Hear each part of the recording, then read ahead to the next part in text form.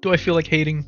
Maybe just a little. That brings me to today's topic, the character that every HSR content creator is talking about, hyping up, simping over, saying she'll break the game and everything like that, Acheron. Now, I'm not here to doom post about Acheron, saying she's the worst character in existence, or anything like that.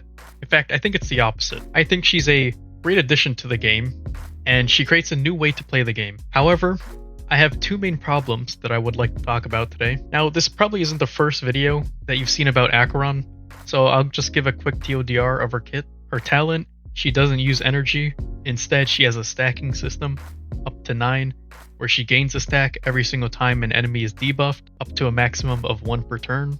Her skill does an AoE and adds a stack to her ulti.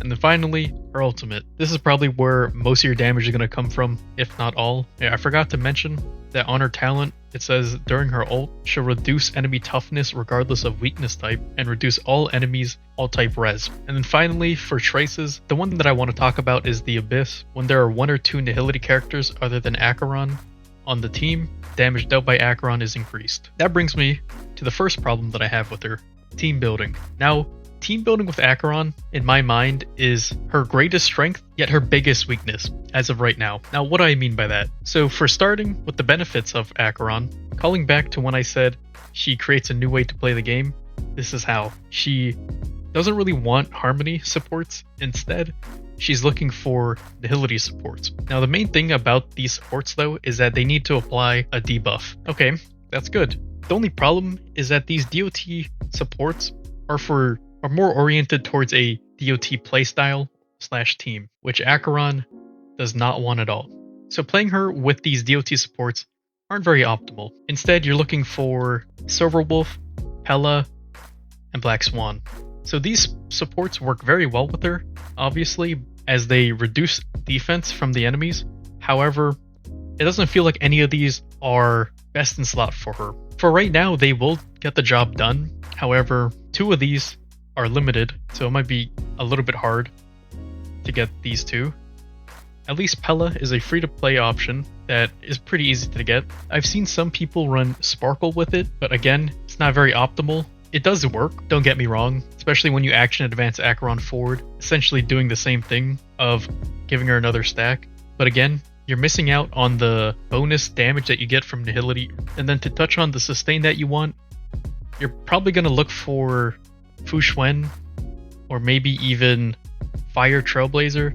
You're not really looking for Hoa Hoa, as Acheron can't really benefit from the energy generation that Hoa Hoa gives. And then I'm just going to keep it a buck.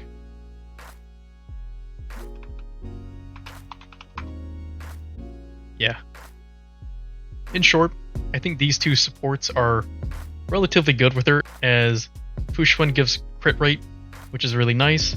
Fire Trailblazer taunts on a skill, therefore adding to Acheron's counter. The main draw of using these 2 is that they can use Trend of the Universal Market, which is a really good strategy if you don't have her light cone. The second problem that I have with her, so if you didn't know, amazing splash art by the way, this is her light cone, and it's a pretty crazy light cone, to say the least. Increased crit damage. When the wearer hits an enemy, it inflicts a debuff, and the debuff increases damage to the target and ultimate damage. The main draw of the light cone, besides the insane damage, is obviously the debuff that it can apply. So when you run this with her, when she skills, she'll gain 2 instead of 1. And looking at free-to-play options, these are the Nihility light cones that we get to choose from. Now, I'm not going to talk about the limited light cones, as I feel like it's a little counterintuitive to say you should substitute a limited light cone with another limited light cone. But for the other 5-star light cones that aren't limited, this one's not very geared towards her, as again, it's DOT oriented. The main thing that you'd be using this for is the break effect, which is okay. And then the Welt Light Cone, and the Welt Light Cone, which isn't necessarily like a free-to-play friendly option, but if you have it, it's like okay, as it'll increase your damage to debuffed enemies. Main free-to-play option that I want to talk about though is Goodnight Sleep Well, as at S5, you are getting damage increase by 24% up to 3 times, meaning 72 if they have the max. And this is probably your only decent option, as all the other ones are pretty mid. I think it's pretty cope already to say of these light cones are good on her. because they just aren't. That's just the cold hard fact. Her light cone is just miles and miles ahead of all of these other light cones. It's not even like it's not even close. So yeah, that's all I wanted to talk about. Those are the two main problems I have with her.